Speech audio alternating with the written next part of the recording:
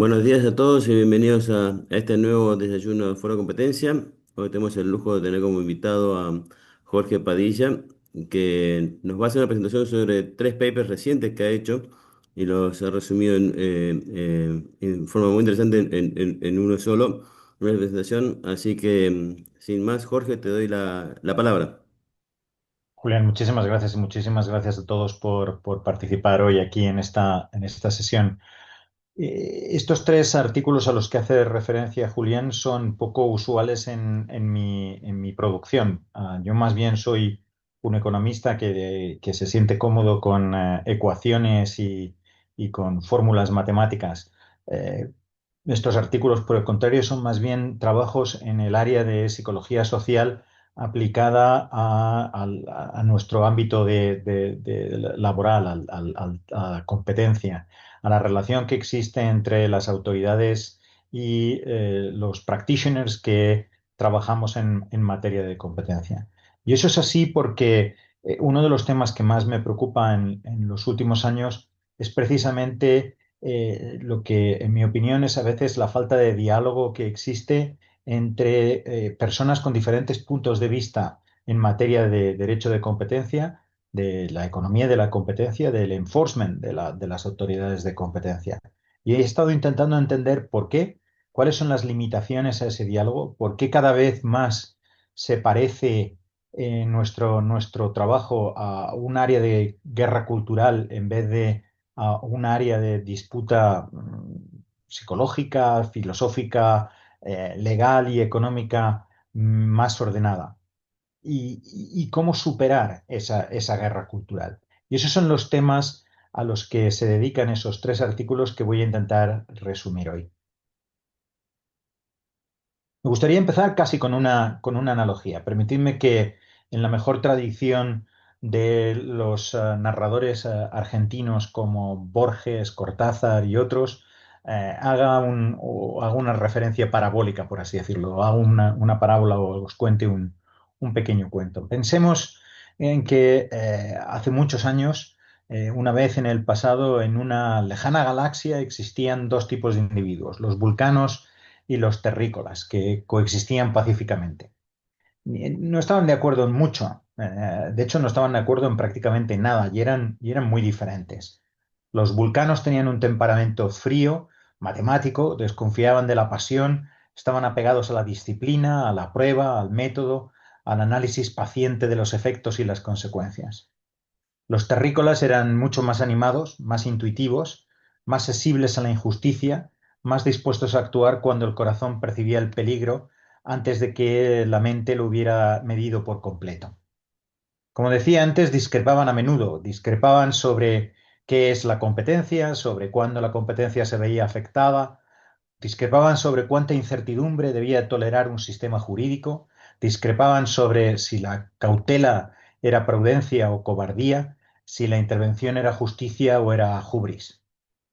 Pero seguían habitando en una misma república y seguían habitando en el mismo contexto donde lo que gobernaba fundamentalmente era la razón. Podían discutir porque todavía compartían un mismo lenguaje y discrepaban porque todavía aceptaban que la otra parte podía estar equivocada sin ser malvada. Los vulcanos pensaban que los terrícolas eran demasiado impulsivos y los terrícolas pensaban que los vulcanos eran demasiado distantes. Pero ambos sentían que sus desacuerdos se podían reducir mediante la evidencia, aclararse mediante el argumento y disciplinarse mediante el derecho. Pero en esa galaxia, este mundo ha desaparecido. Hoy en día los terrícolas ya no ven a los vulcanos simplemente como equivocados, los ven como capturados, como fríos servidores de poderes ocultos, como apologetas de la riqueza concentrada y defensores de los fuertes. Los vulcanos ya no son participantes en una discusión, son desviados morales. Su cautela se reinterpreta como complicidad, su exigencia se reinterpreta como obstrucción, su insistencia en los compromisos se interpreta o se reinterpreta como indiferencia moral. Y lo que era desacuerdo ha cambiado de naturaleza. La pregunta antes era, ¿tienen razón los vulcanos? Ahora la pregunta es, ¿pero qué clase de individuo puede pensar algo así? Antes el desacuerdo era metodológico, ahora es un desacuerdo moral. Antes el vulcano era un adversario en la razón, ahora es una criatura del lado oscuro. Y una vez que esto ha ocurrido, la argumentación ha sido desplazada y la evidencia ya no se considera evidencia, es puro camuflaje. El procedimiento ya no aparece como disciplina, es una evasión. Y la contención ya no es una virtud, es una rendición. Las mismas cualidades que hacían antes útiles a los vulcanos en la vida pública, su distancia, su cautela, su sobriedad analítica, su negativa a confundir la indignación con la prueba, son ahora signos de sospecha. Esto puede parecer un cuento infantil, en que los terrícolas son simplemente irracionales y los vulcanos simplemente fríos y sabios y distantes. Pero la verdad es que los terrícolas en este mundo están respondiendo a algo real. Miran a su alrededor y ven poder privado concentrado, empresas dominantes atrincheradas, desigualdad persistente, malestar y un vocabulario jurídico que a veces parece demasiado exangüe para captar lo que está moralmente en juego. Los terrícolas no moralizan de la nada, moralizan porque creen que se está perdiendo algo precioso. Y los vulcanos, por su parte, tampoco son inocentes de su propia mitología. A veces han confundido el método con la realidad. Han pensado que el método puede situarse por encima de la política y que, en particular, la economía puede domesticar todo conflicto de valores. Que el rigor por sí solo puede preservar la legitimidad. Y con demasiada frecuencia han olvidado que el orden jurídico no sobrevive solo con técnica, sino que también requiere de la confianza de la moral pública, que no es importante solo el rigor, sino también la legitimidad. Así que la tragedia no es que una tribu sea malvada y la otra pura. La tragedia es que han dejado de reconocerse mutuamente como interlocutores legítimos. Y que una vez ese reconocimiento se ha derrumbado, una vez que cada parte empieza a ver a la otra simplemente como, no simplemente solo como equivocada, sino como moralmente contaminada, los desacuerdos dejan de estar disciplinados por la razón pública y todo empieza a parecerse una guerra cultural. Cuento esto porque creo que ese es más o menos el punto en el que nos encontramos en el mundo del derecho de la competencia. A lo mejor soy un poco pesimista, pero en mi opinión ya no vivimos en un mundo en que la disputa central es simplemente intervención versus no intervención, entre Chicago versus Brandeis, entre economía y derecho. Es verdad, todas esas disputas siguen existiendo, pero en mi opinión ya no describen ajustadamente lo que está ocurriendo, porque bajo ellas lo que subyace hoy en día es algo mucho más inflamable. Es una crisis de confianza, una crisis de estándares compartidos, una crisis en la propia psicología moral del derecho de la competencia. Por eso, para mí, la cuestión es mucho más amplia de quién gana el próximo caso o qué escuela de pensamiento obtiene la próxima victoria doctrinal. La verdadera cuestión hoy en día, en mi opinión, es si el derecho de la competencia todavía ofrece un foro en que vulcanos y terrícolas pueden discrepar sin condenarse antes unos a otros como seres caídos. Porque si no puede, entonces creo que va a dejar de ser una forma de derecho. Se va a convertir en un teatro de combate moral. Y si eso pasa, perdemos todos. Durante esta presentación, mi argumento va a estar estructurado en 4 pasos. En primer lugar, hablaré de la psicología de las autoridades de competencia, de cómo las instituciones, como esas autoridades de competencia, incluso cuando actúan de buena fe, pueden adoptar posiciones que son injustificadamente pesimistas y derivar a un escepticismo asimétrico, una confianza excesiva en sus propias visiones y una crítica moralmente exacerbada sobre las posiciones de los demás. En segundo lugar, me centraré en la idea del derecho de competencia como guerra cultural, un ámbito en el que la economía ya no funciona como lenguaje común y en el que el desacuerdo se ha endurecido hasta convertirse en posiciones polarizadas de carácter moral. En tercer lugar, me cuestionaré hasta qué punto es posible alcanzar un consenso, concluyendo que el consenso como tal no es posible, que lo que debemos de aprender es estar de acuerdo en el desacuerdo, que quizá lo importante no es tanto en que lleguemos a un acuerdo sobre principios, como por ejemplo, cuál debe de ser el objeto de la competencia, solo el excedente del consumidor o algo más, sino en el plano de los límites institucionales. Y finalmente, en cuarto lugar, sostendré que el mayor peligro no es que las autoridades de competencia se apeguen a sus propias narrativas, sino que no acepten la mera revisión de las mismas, incluso cuando ésta proviene desde su propio interior. Argumentaré que para romper la deriva que creo que existe dentro de las autoridades de competencia y entre las autoridades y los que vivimos fuera de ellas, es importante que las autoridades desarrollen estructuras internas de disenso organizado, abogados del diablo, no como sabotaje, sino como una forma de disciplina epistémica. Mi tesis es muy sencilla. Mi tesis es que hoy por hoy el derecho de competencia ha roto los consensos y en cierta manera está fracasando. Y no fracasa porque haya discrepancia, la discrepancia es lógica, legítima y deseable. Fracasa porque no tenemos instituciones que permitan estructurar el desacuerdo de manera que las partes enfrentadas se rechazan como moralmente erróneas. Voy a empezar con la primera parte, con la psicología de las autoridades de competencia. Porque antes de que el derecho de competencia se convirtiera en la guerra cultural a la que hago referencia hoy, ahora mismo, había comenzado a cambiar en privado, en la manera en que las instituciones forman sus creencias, procesan la evidencia y defienden su propio sentido de misión. Hablemos de la psicología de las autoridades de competencia. Porque las autoridades de competencia, como todos y cada uno de nosotros, tienen una psicología. Las autoridades de competencia no son tablas rasas, no son hojas en blanco, no son recipientes transparentes a través de los cuales cae la evidencia y se llega a una conclusión. Son instituciones humanas, integradas por individuos, por funcionarios que actúan bajo incertidumbre, bajo escrutinio público, bajo una presión reputacional y bajo el peso de una misión. Es importante entenderlo así, porque en la medida en que actúen de una manera sesgada, no debemos de tener por qué asumir que eso es el resultado de captura en el sentido vulgar. Yo no creo en los sobornos, no creo en los sesgos derivados de las puertas giratorias ni en la corrupción burda. Yo no creo que las autoridades de competencia sean capturadas. Son, como todos nosotros, motivados. Una autoridad capturada se doblega ante incentivos externos.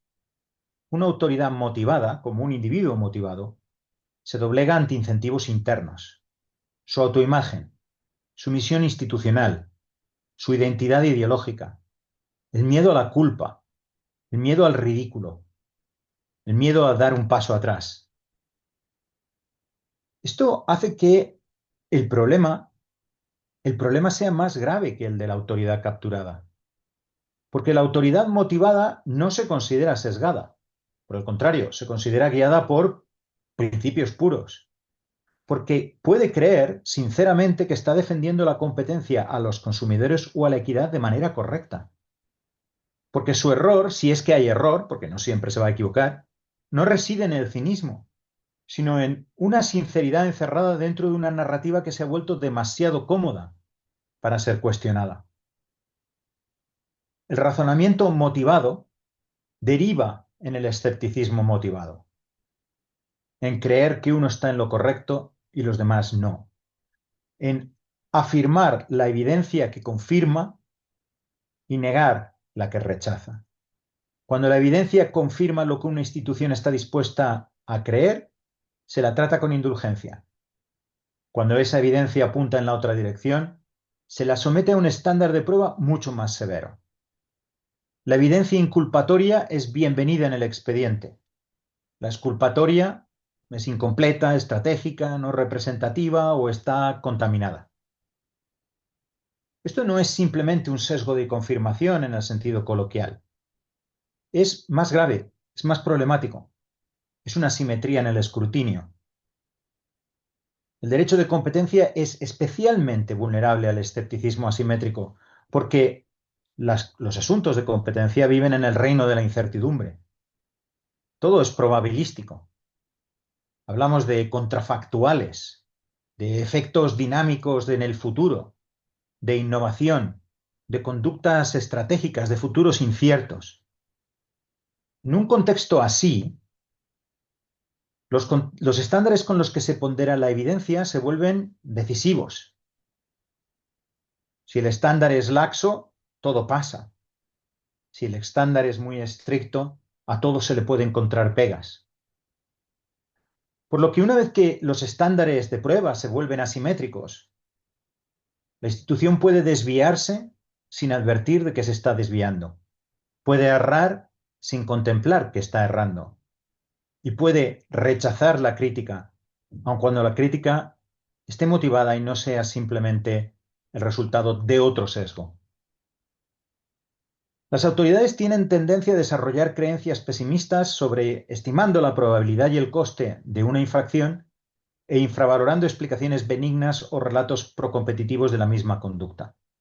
Y lo hacen no porque sean fundamentalmente erróneas ni porque sean malévolas.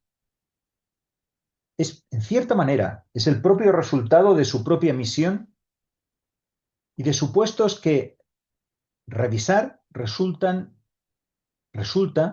emocionalmente costoso. ¿Por qué son propensas al pesimismo sobre el carácter potencialmente procompetitivo de determinadas conductas y sin embargo se encuentran más a gusto siendo pesimistas sobre su posible carácter anticompetitivo? Porque su misión es pública y está cargada moralmente. Porque los fracasos son visibles. Porque la intervención insuficiente se narra como pasividad. Porque las instituciones públicas no les gusta explicar por qué no actuaron cuando el público exigía acción. Porque los funcionarios, como el resto de nosotros, prefieren relatos en los que aparecen como vigilantes que complacientes. No es una patología exclusiva del derecho de competencia. No es una patología exclusiva de las autoridades de competencia. Pero la competencia es un terreno especialmente fértil para esta actitud. La tarea de una autoridad de competencia es intervenir bajo incertidumbre antes de que los daños se hayan materializado por completo. Sus decisiones son juzgadas no solo por tribunales, por economistas y por abogados, sino también por políticos, por la prensa y por una opinión pública que cada vez está más sensibilizada y moralizada. Por tanto, en ese contexto, la cautela se suele interpretar como negligencia y la paciencia como complicidad. Y una vez que eso sucede, la autoridad no tiene más remedio que adoptar una posición pesimista. El pesimismo empieza a parecer una virtud. La autoridad comienza a obtener tranquilidad de sus propias sospechas, a sentir que el escepticismo frente a las empresas es en sí mismo prueba de seriedad. Se vuelve más dispuesta a creer en lo peor, porque creer en lo peor confirma el papel de guardián de las esencias. Y así es como la misión pública se convierte en una trampa cognitiva. Las autoridades pueden llegar a verse a sí mismas como protectoras de los consumidores, de los competidores, de la democracia y de la equidad. Y ven a las empresas y a sus asesores como sospechosos. El crítico de la autoridad deja de ser una fuente de corrección y pasa a ser un posible cómplice del poder. La institución desarrolla una estructura de héroes y villanos, la más común de todas las estructuras narrativas del Homo sapiens, el héroe, el villano y la víctima. Y una vez que la crítica se interpreta a través de esa estructura de héroe, villano y víctima, deja de funcionar como correctivo. La evidencia contraria se descuenta no simplemente porque sea débil, sino porque se considera procedente de la tribu equivocada. Y solo evidencia débil puede venir de ese origen. El procedimiento pierde valor porque parece servir al bando equivocado. La exigencia de prueba se vuelve moralmente sospechosa, porque lo que hace es retrasar el castigo de los actores considerados como peligrosos. Ahí es donde la psicología institucional empieza a fundirse con una retórica pública muy concreta y nos deja con una verdad incómoda, que no es que las autoridades puedan equivocarse. Eso no es lo importante. Se equivocan poco, pero es obvio que pueden equivocarse, sino que entiendan sus equivocaciones como moralmente justas. Esta psicología da resultado o da como consecuencia la emergencia de una guerra cultural. Porque con psicología pesimista y escepticismo asimétrico por parte de las autoridades, y en general por parte también de quienes les contestan, porque ante un pesimismo responde otro y ante un escepticismo se origina el otro. El derecho de competencia contemporánea deja de ser un ámbito de desacuerdo profesional ordinario para convertirse en un ámbito de polarización. El desacuerdo ordinario presupone que tenemos un marco compartido. La polarización significa que el marco está en disputa. El desacuerdo ordinario deja espacio a la persuasión. La polarización hace que la persuasión quede subordinada a la identidad. Me creo a los míos, pero no a los otros. El desacuerdo dice estás equivocado. La polarización dice estás capturado. Y una vez que el derecho de competencia empieza a hablar en ese lenguaje, la disputa cambia de naturaleza. Ya no es sobre cuál es la definición de mercado correcto, sobre cómo calculamos cuotas de mercado, sobre cómo calculamos márgenes, sobre si existen o no incentivos en la innovación. Esas cuestiones se siguen generando, pero son superficiales, porque lo que hay por debajo de ellas es un conflicto moral sobre el significado del poder económico y de la legitimidad de las instituciones. En el centro de esta transformación está esa psicología a la que hacía referencia anteriormente, que ha derivado en una moralización del derecho de la competencia. Hace años, la economía nos servía como un marco epistémico común. No era perfecto, no era neutral en todos y cada uno de sus aspectos, pero era disciplinante. Exigía a todos, a abogados, economistas, autoridades, centrarnos en hechos factuales, en la competencia, en los mecanismos por los que la competencia podía verse afectada negativamente y nos permitía afrontar compromisos. La intervención se justificaba en términos observables y revisables. Pero ese razonamiento basado en efectos está siendo cada vez desplazado más por presunciones estructurales, narrativas históricas y afirmaciones morales sobre la incorrección del tamaño de las empresas, la concentración o la dominancia como tales. La empresa dominante no está solo sometida a la responsabilidad especial que le lleva o que le exige comportarse de una manera consistente con la competencia en el mercado. Es sospechosa per se. Es sospechosa de nacimiento. Valores sociales amplios como la equidad, la dignidad, la democracia, no se limitan ya a complementar el derecho de competencia. En algunos lugares empiezan a redefinirlo. La palabra eficiencia económica se ve con sospecha como enemigo de la libertad, como enemigo de la dignidad, como enemigo de la democracia. El derecho de competencia, que era derecho de eficiencia, ya no es un derecho objetivo, sino un derecho moral, con principios delimitadores poco claros, donde las herramientas jurídicas que antes acotaban la discrecionalidad empiezan a debilitarse. La carga de la prueba se debilita porque las proposiciones se vuelven interpretativas.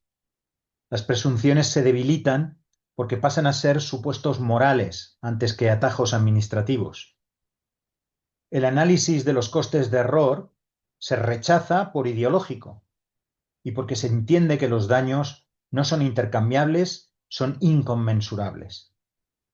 Y el control judicial se debilita porque se empuja a los tribunales a adjudicar sobre pretensiones morales. El dominante es malo, no sobre elementos falsables en el proceso jurídico. Por eso es importante la moralización, por eso es problemática, porque no limita a añadir valores al derecho, sino que cambia la manera en que el derecho restringe a los que lo ejercen. Y esto nos permite entender un fenómeno que creo que caracteriza el debate en derecho de competencia en estos días: la polarización de los hechos. El hecho de que la evidencia rara vez produce acuerdo, que la evidencia ya no persuade, que la evidencia no sirve, que los hechos no sirven para limitar los desacuerdos. En ámbitos moralmente cargados como los que vivimos, los expertos no convergen ni siquiera cuando se les presenta una misma evidencia. Muy a menudo, el hecho de que se les presente esa misma evidencia les lleva a divergir incluso más, utilizando herramientas conceptuales que les permiten interpretar o reinterpretar la complejidad de la evidencia de forma en que no les lleva a renunciar a sus compromisos previos. El derecho de competencia es un escenario casi perfecto para esto que observamos en otras áreas de conocimiento y de disputa, porque la evidencia es probabilística, porque las cadenas causales son largas y complejas, porque los modelos que utilizamos para entender la realidad económica son sensibles a los supuestos y porque sus implicaciones normativas no son siempre claras, porque todo depende. Por eso, por ejemplo, cuando observamos hoy en día el debate sobre si existe más o menos concentración en nuestras economías, sobre si los márgenes han subido o han bajado, sobre si la innovación es mayor o menor de lo que sería en otro mundo, etcétera, vemos que los mismos hechos se interpretan de forma totalmente diferente, que la evidencia, que los estudios se convierten en espejos en los que cada campo ve la confirmación de aquello que más teme. Unos ven la prueba del poder corporativo, otros ven las pruebas de que todo es un exceso regulatorio. Los estudios económicos, en buena parte, son ambiguos, no presentan resultados inequívocos, se proporcionan rangos de validez, rangos de estimación. Unos ven esta ambigüedad como razón para descartar los estudios o para intervenir antes de que sea demasiado tarde. La otra lo ve como una razón para decir que la intervención está injustificada y que puede producir daños indeseables, consecuencias inesperadas, causar daño en la oscuridad. Y así, sorprendentemente, la evidencia económica, la evidencia factual, en lugar de tender puentes, convierte estos estudios en nuevos campos de batalla.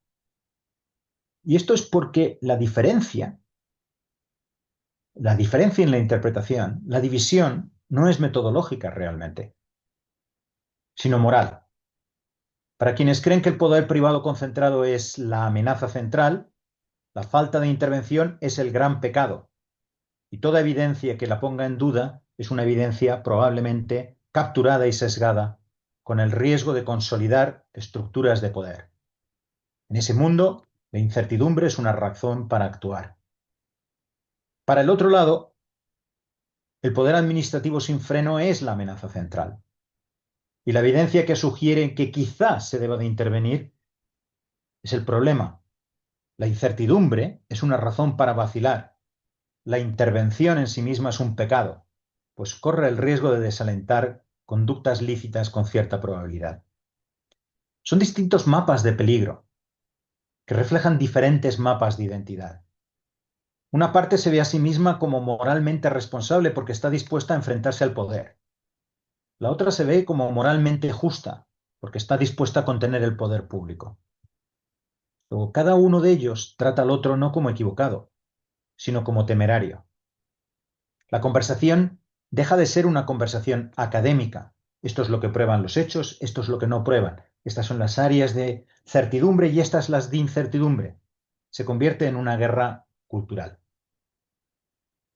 Y esto, el coste de esta guerra cultural no es simplemente el que tengamos un exceso retórico, ese exceso que vemos prácticamente hoy en día, todos los días cuando leemos muchos posts en LinkedIn, donde al rival se le trata como si fuera un enemigo al otro lado de la fuerza, sino que lleva un deterioro institucional. Porque cuando el derecho de competencia se convierte en una guerra cultural, pues ya no hay un debate doctrinal estable. La discrecionalidad se convierte en norma. Los estándares se relajan. Las instituciones pasan a confiar excesivamente en sí mismas y los que están fuera de ellas a criticarlas de manera excesiva. La propia legitimidad del derecho de competencia se erosiona. Es importante entender que el derecho de competencia ejerce un poder delegado excepcional sobre la conducta privada. Por tanto, su legitimidad depende de la adopción de estándares públicos previsibles y revisables.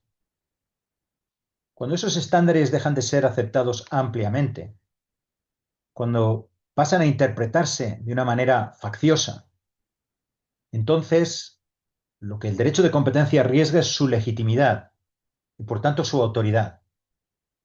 Las autoridades pueden sentirse convencidas de su superioridad moral, pero si esa convicción no se extiende al tejido social, su legitimidad entra en cuestión. Buena parte del debate en temas de materia de competencia me parece a mí que se ha convertido en una especie de riña familiar que tiene lugar en el dominio público. Los campos están demasiado consolidados, son demasiado distintos. No es fácil encontrar una síntesis armónica y cuando uno lo intenta termina siendo criticado por ambos lados. De nuevo, es porque estamos debatiendo no sobre los medios, no sobre los conceptos, sino sobre los horizontes morales. Quienes piensan que existe demasiada intervención piensan que la legitimidad del derecho de competencia proviene de sus límites, que debe dirigirse a remediar el daño competitivo, pero evitar convertirse en un regulador social. Quienes así piensan que el derecho de competencia adquiere legitimidad cuando se especifica claramente la carga de la prueba, cuando el derecho es administrable, cuando existe un control judicial efectivo de las decisiones de las autoridades.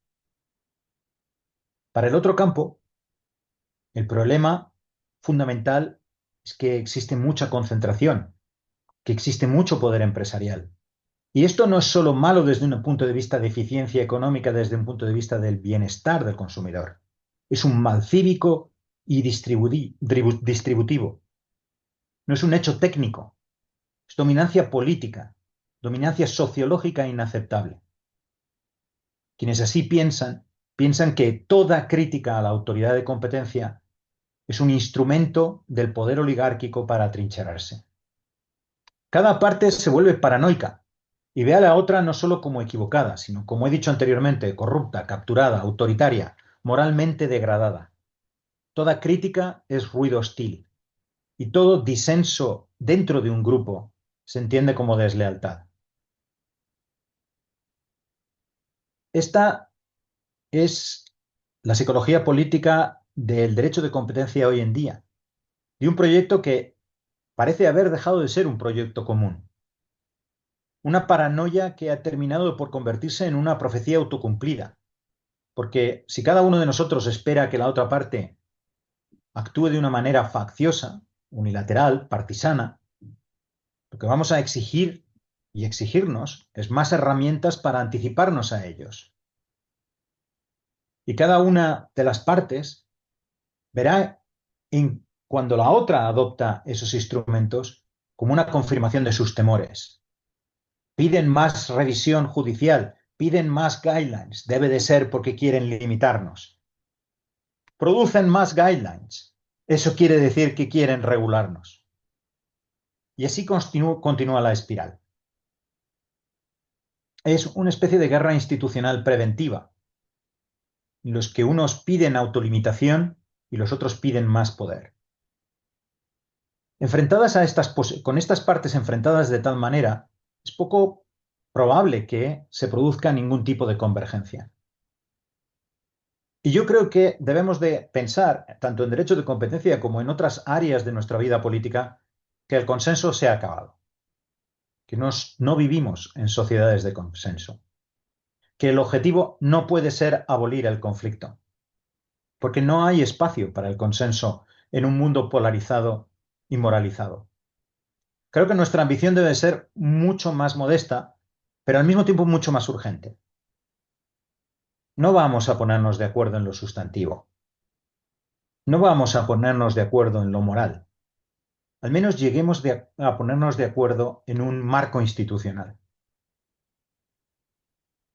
No sobre qué debe de maximizar o proteger en último término el derecho de la competencia. No sobre qué test se debe aplicar aquí o allá, sino un acuerdo sobre compromisos institucionales para que cualquiera que sea la parte que prevalezca, el derecho de la competencia siga siendo derecho y no un arma. No consenso sobre los fines, sino sobre una serie de salvaguardias, sobre lo que los anglosajones llamarían como los guardrails. ¿Cuáles son esas salvaguardias? Pues yo creo que buscar que exista todavía administrabilidad, que el derecho de competencia sea controvertible, que sea revisable, que sea responsable, que sea reflexivo. Voy a explicarlo brevemente, porque sé que el tiempo se me está agotando. Administrable porque si el derecho no puede aplicarse de forma previsible, entonces la discrecionalidad se expande sin disciplina. Controvertible porque si las partes no pueden impugnar de manera significativa y efectiva el caso planteado contra ellas, la aplicación se convierte en afirmación moral antes que justificación jurídica. Revisable porque si los tribunales no pueden evaluar razones y evidencia, las autoridades dejan de ser legítimas y pasamos a la tiranía. Responsable porque si la decisión de intervenir queda expuesta a incentivos reputacionales, ganancias privadas o favoritismo faccioso, la legitimidad se pudre de dentro. Y reflexivo porque las instituciones que no pueden aprender acaban confundiendo consistencia con acierto. Aceptar estas salvaguardias no es una rendición ideológica. Para mí es una forma pragmática de responder al problema de la guerra cultural a la que hemos dado lugar como consecuencia de la deriva moralizante del derecho de competencia. ¿Cómo puede lograrse esto en la práctica? Yo no creo que se vaya a conseguir mediante la intervención externa, mediante la sujeción desde fuera de la actuación de las autoridades, sino que creo que las autoridades deben de desarrollar mecanismos internos de autodisciplina para evitar convertirse en maquinarias autorreferentes, sujetas a la inercia de su pensamiento moral. Y creo que tienen que venir desde dentro y no desde fuera, porque las salvaguardias existentes hoy en día, como el control judicial, operan demasiado tarde. Operan cuando la teoría del daño se ha solidificado, cuando se han invertido demasiados recursos, cuando las reputaciones se han vinculado a un determinado marco explicativo. El tribunal puede aceptar o rechazar lo que se ha decidido, pero no puede resucitar explicaciones alternativas que la autoridad nunca consideró. Porque igual que el tribunal llega demasiado tarde, las consultas públicas, que se utilizan con frecuencia para intentar ganar legitimidad, suelen estar enmarcadas en los supuestos previos de la propia autoridad y se interpretan de la misma manera asimétrica con la que se interpreta los estudios económicos. Por ello creo que la respuesta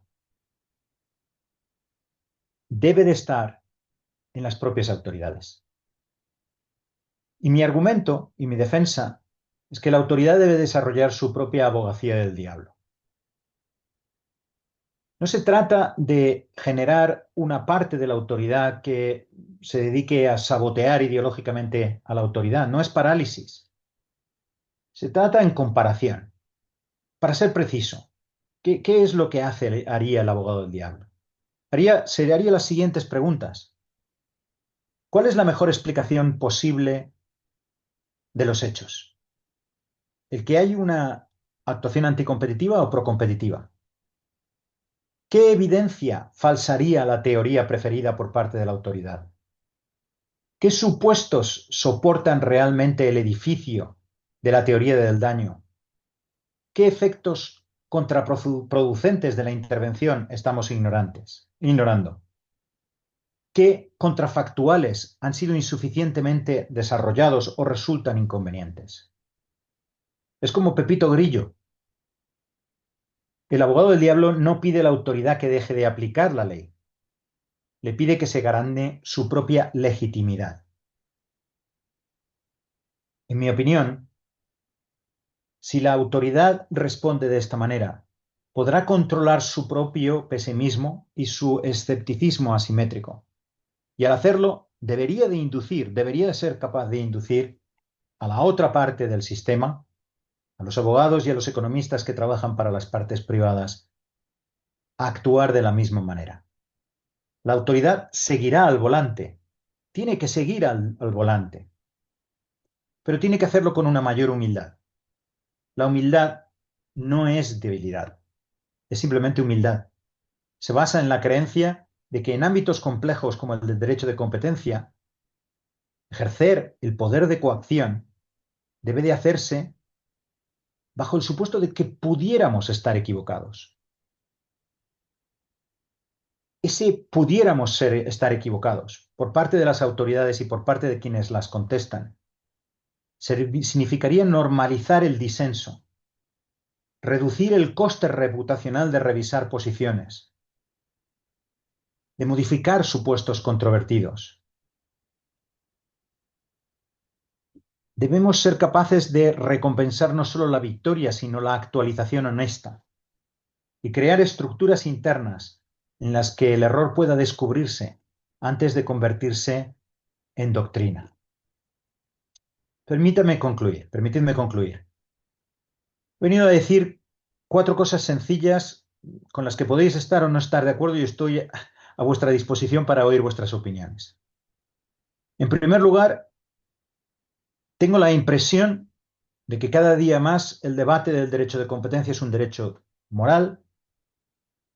moral, perdón, donde las autoridades han decidido adoptar una posición pesimista y escéptica, no derivadas de incentivos explícitos, sino como consecuencia de su propia actuación y su miedo a ser criticados.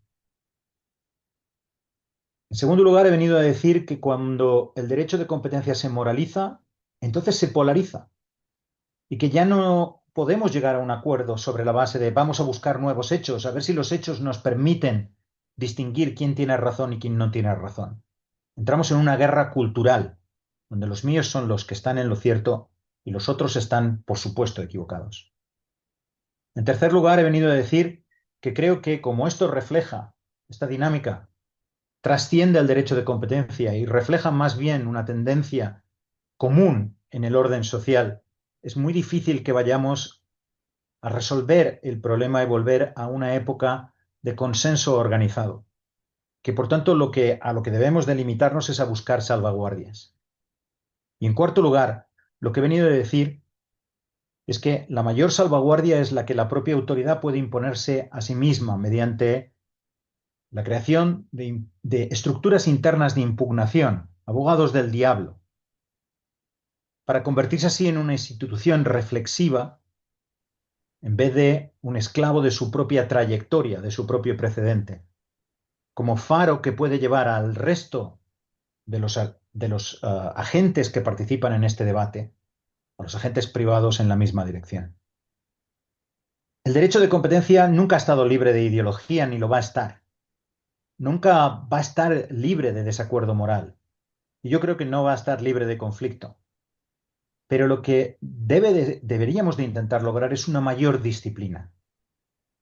Una que nos permita decir, mira, esta es mi teoría, esta es la evidencia, este es el contraargumento, esta es la incertidumbre. Y esto es por lo que sigo adelante o esto es por lo que me paro. Y esto es lo que me haría reconsiderar.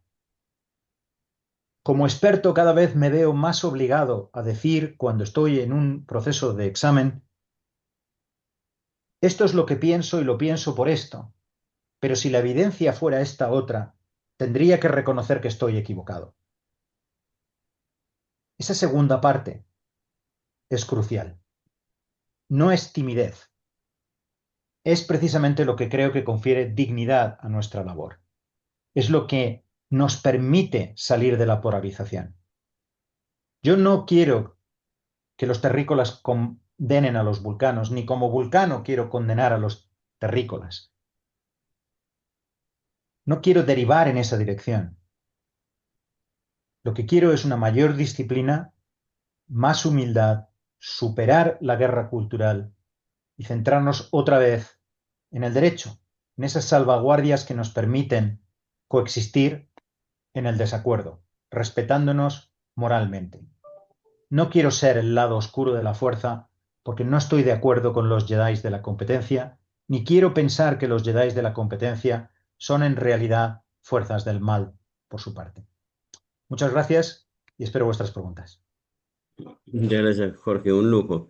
Eh, Dejo abierto el debate. ¿Alguien tiene alguna pregunta? Ya veo una, una mano, Pablo.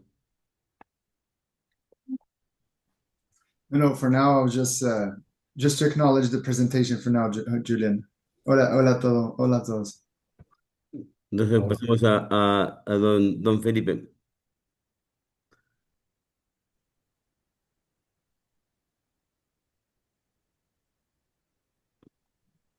Felipe, No te vemos, Felipe. Felipe, no se te oye, ¿eh?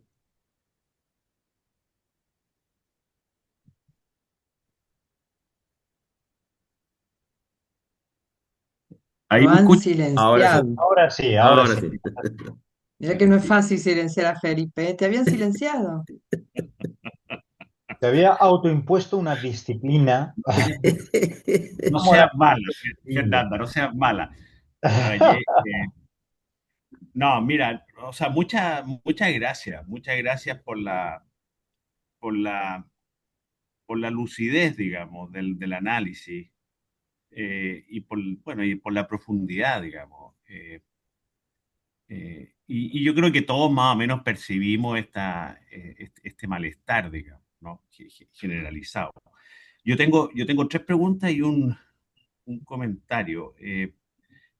Yo tiendo a ser un poco pesimista, fíjate, Jorge, y creo que tú eres un poquito voluntarista, es mi comentario, porque, porque yo creo que el engranaje de la libre competencia, uno puede pretender que sea un oasis, pero ese oasis tiene límites, digamos, y está circunscrito dentro de una estructura planetaria mucho más macro, digamos, ¿no? Yo creo que si hay un desprestigio de la democracia, si hay un desprestigio del capitalismo, si hay un desprestigio de los economistas como tecnócratas con sesgos, digamos, es muy difícil para una autoridad de competencia sobrevivir de la forma como tú lo planteas, que tú lo planteas es muy interesante porque lo que tú planteas en el fondo es un planteamiento muy jurídico, digamos, de cómo resolver disputas legítimas de una manera civilizada. Esa es la capa, es la pintura jurídica, ¿no? Eso, y tiene nombres, debido proceso, principio de legalidad, pero básicamente es, bueno, seamos decentes, digamos, y tratemos de objetivizar los conflictos de la mejor manera. Pero, Pero de nuevo, vuelvo a un cierto pesimismo en el sentido de que la libre competencia es un engranaje más de una estructura más amplia. Y en eso yo creo que nosotros en Latinoamérica tenemos una cierta experticia, ¿no? En cómo uno como autoridad, queriendo ser técnico, se enfrenta a un mundo político que realmente funciona con otra lógica. Yo me acuerdo, siendo autoridad, que tuve una reunión con un senador muy importante que me planteó un caso, un posible caso, y entonces yo empecé a explicarle con pera y manzana por qué estaba equivocado, digamos. Y el senador me paró en la mitad, me dijo, mire, fiscal, no, si, usted no entiende, si esto, lo que yo le estoy diciendo es política, le dije, ¿no? Como que, en el fondo me dijo, no me haga perder tiempo, digamos, ¿no? Y no me cuente usted que lo que yo le estoy diciendo estoy equivocado, porque es otro diálogo, es otro libreto, es otro libro, ¿no? Es una novela distinta, es política. Eh, Después, lo de ser abogado del diablo, a mí me parece que es muy sano. ¿Ah? O sea, tú mencionaste la palabra humildad, la palabra tener dudas. Yo creo que eso es súper necesario. Yo creo que la autoridad, de alguna forma, las que yo he conocido, lo tratan de ejercer. Ahora, la mejor forma de ejercer eso es cuando tú tienes un diseño institucional de check and balance efectivo, ¿no?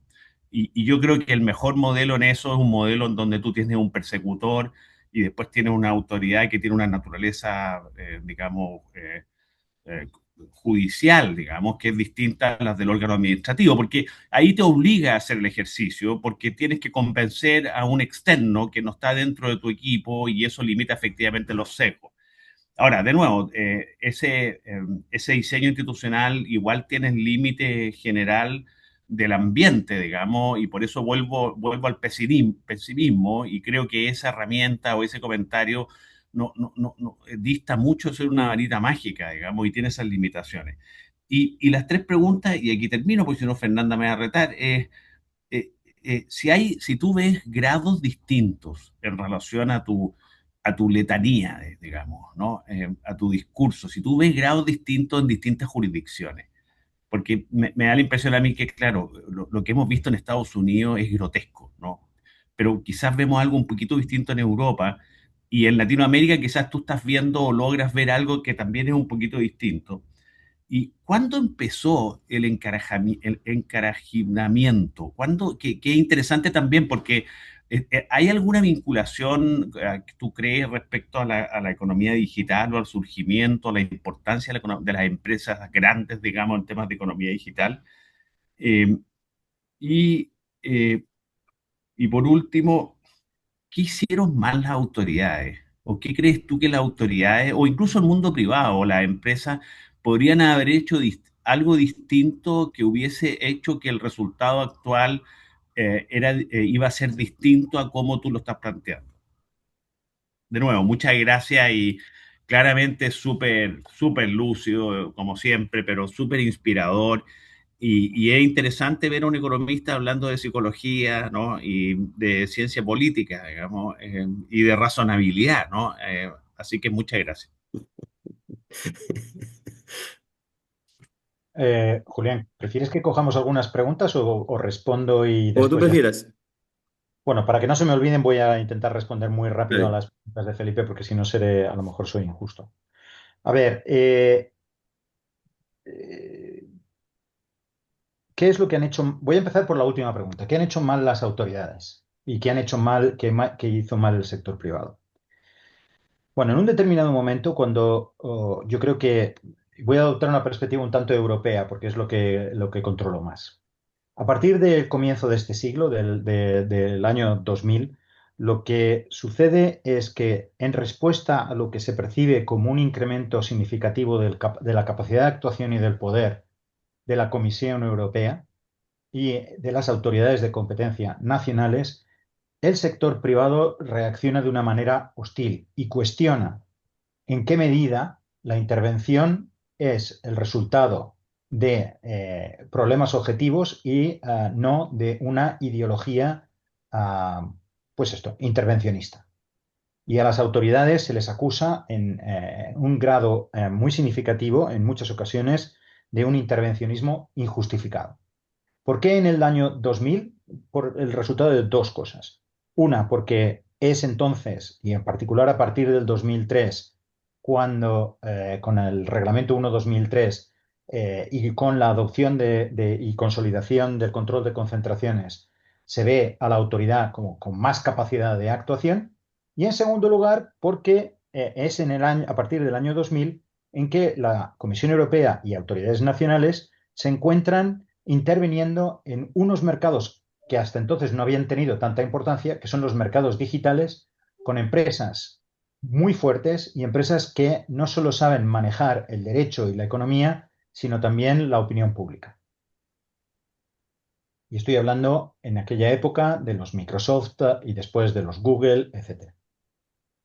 ¿Qué hacen más las autoridades? Reaccionan a esta actuación de la misma manera que reacciona el lumbago en nuestra espalda. El lumbago es el músculo más estúpido del mundo. El lumbago cuando duele se contrae y duele más. ¿Qué hace? Se vuelve a contraer y duele todavía más y se vuelve a contraer. Las autoridades han respondido a este ataque atacando a su vez, moralizando el debate. Quienes nos critican son todos esos señores que nos acusan de ser intervencionistas exagerados. No solo se trata de que el problema está en la compañía A, B o C, o en este interés o aquel otro, sino todos. Y como consecuencia de esto, lo que ha pasado con el largo del tiempo es que las autoridades se han aislado en sí mismas. Felipe, tú recordarás cuando era fácil para alguien que viene del otro lado de la fuerza, como yo, el intervenir en una sede de la OCDE o intervenir en el ICN o intervenir en conferencias organizadas por esta o aquella autoridad. Eso cada día es más difícil. Cada día el escepticismo sobre lo que va a venir a contarnos un señor que no es de los nuestros es cada vez mayor. No queremos oírles, no queremos verles. Eso genera que el sector privado, que también actúa como el lumbago, también se atrinchere. Y es lo que ha creado los dos campos. ¿Cuándo se jodió el Perú?, decía Vargas Llosa, ¿no? Pues yo creo que el escepticismo de las dos partes, la una sobre la otra, ha existido siempre. Es lógico porque el derecho de competencia es adversarial. Pero esta actuación en la que una parte y la otra trata a la otra como una enemiga es mucho más reciente. Y que la autoridad que necesita la legitimidad pública se aísle a sí mismo es todavía mucho más reciente. Para mí es prácticamente el resultado de un fenómeno de los últimos 10 años. Y creo que es de nuevo como consecuencia de las guerras digitales, de el enfrentamiento que ha pasado de ser meramente un enfrentamiento que sucedía en la sede de las autoridades o en la de los tribunales a ser unos enfrentamientos que se producen en los medios. Y estoy absolutamente de acuerdo contigo de que responde también a un contexto macrosociológico más general.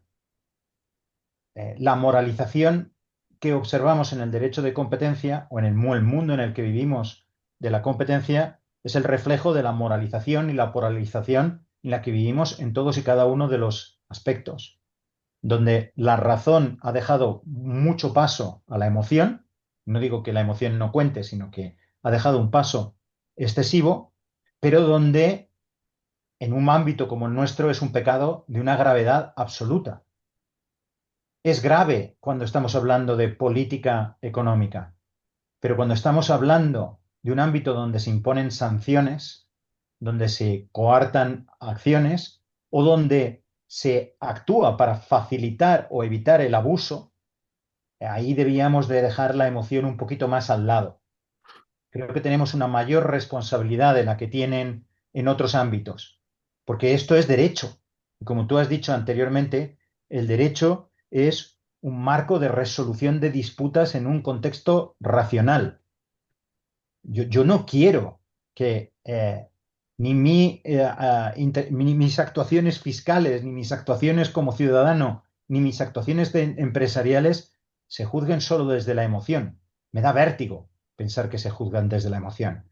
Y me preocupa que cada vez más se lleven a cabo decisiones e intervenciones bajo la premisa de que la otra parte no tiene nada que añadir porque está sesgada necesariamente. Eso no es derecho, o al menos no es derecho desde una perspectiva liberal.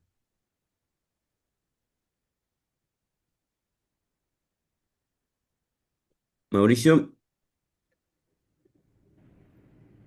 Gracias, Julián, gracias a todos. Hace mucho tiempo no participaba, para mí es un gran placer volverlos a ver y a Jorge, que no lo veía desde febrero, que nos vimos en The Economist. Jorge, el día que nos vimos, tuve oportunidad de entregarte un pequeño manual que he llamado Antitrust 5.0. Y creo que básicamente lo que he tratado de expresar, y creo que son los debates que se están dando en el mundo, es acerca de cómo la geopolítica, el, eh, el sovereignty o la soberanía nacional y el national security ha hecho que el tema antitrust de alguna manera tenga una nueva riesgo, peligro o transformación, como lo quieran llamar. Y las tres calificativos son muy diferentes. Eh, Evidentemente, las políticas de Xi Jinping, de Macron y de Donald Trump, y antes de Biden, cuando se opuso a que los chips llegaran a China, hizo o hace pensar que antes de la competencia interna en cada país hay una capa arriba, que básicamente es lo que está pasando geopolíticamente. Y esto se transforma en lo que está pasando en los puertos del mundo, donde es la entrada principal de bienes a un mercado, relevante por llamarlo nacional. Y después de esa capa superior, donde los países generan algún tipo de barreras geopolíticas para que ingresen bienes a un territorio nacional, queremos venir a aplicar el derecho de la competencia cuando ya viene muy contaminado el mercado desde el punto de vista geopolítico. Y eso hace, Jorge, que nos preguntemos es si verdaderamente el derecho de la competencia, después de ese análisis geopolítico que es muy contaminado porque cada país está poniendo unas tarifas o unas preferencias de campeones nacionales que hacen excepcionar el derecho de la competencia en virtud de principios como la seguridad nacional, la soberanía económica, que es la que están desarrollando de alguna manera los países que llamamos en desarrollo, que llamamos ya consolidados. Entonces, venimos con una realidad de campeones nacionales que son protegidos por política pública de algunos países, y que están siendo manejados o digamos que es la moda, y una moda un poco más abierta porque lo que hizo Donald Trump fue poner sin vergüenzas las tarifas que ya venían de antes. O sea, las tarifas y todo lo que viene desde Biden, viene desde hace muchísimo tiempo. No fue Donald Trump, sino que él las puso más en primera página.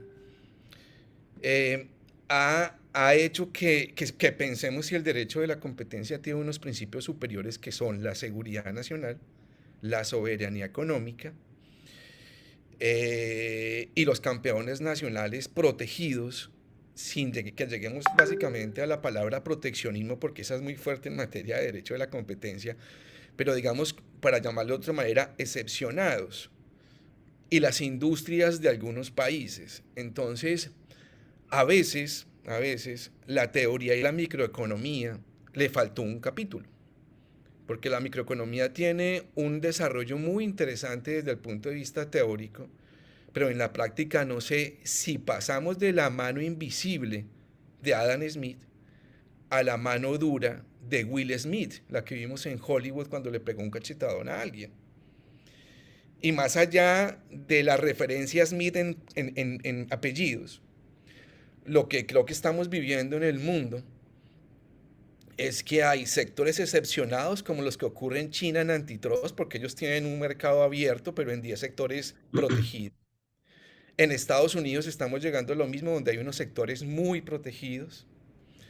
donde Estados Unidos de alguna manera está permitiendo que las farmacéuticas del mundo lleguen y se instalen allá y les dan un beneficio tributario para llamar Mauricio, capital. Dime. por la cuestión del tiempo, te pido por favor si podés ir resumiendo el tema de la pregunta, porque la introducción se ha sido, o sea, nos está comiendo el tiempo. Disculpa, Listo. si Entonces, podés ir no, la no, no, pregunta que tenía para si no Jorge. tienen, dale, si no tienen tiempo, yo dejo ahí.